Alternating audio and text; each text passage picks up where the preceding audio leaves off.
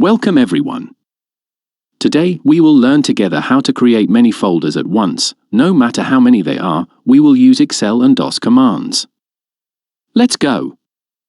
First, you must prepare a list of names for which you want to create files. For example, we have prepared a list of the names of the governorates of the State of Palestine. As a reminder, we will never forget the free Palestinian people. Notice with me on the right side of the list those 3 cells marked with an outer line. We will write in the first cell the 2 letters M and D. It is an abbreviation of MAC directly. Then we write a space in the next cell. This means that you stand on the cell and press space on the keyboard.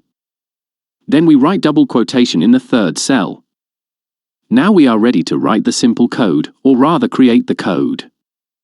We will go to that last cell labeled with the word code and write equals. After that we will choose the first cell with MD written inside it. Then write and. Then choose the second cell with space inside it. Then write and. Then choose the 3rd cell with double quotation inside. Then write and. Then we go to choose the first name in the list for which we want to create files. Then we write and. Then finally we choose the cell in which double quotation is written. Then we press enter. Now a single code has been created for the first name in the list. To circulate that code to the rest of the names, we must select all of these cells, including the code cell. A small black box will appear in the last corner. Hold it with the mouse and drag down to repeat the code.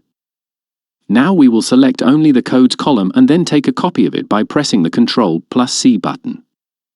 Now we will go to the file inside the computer to create the files.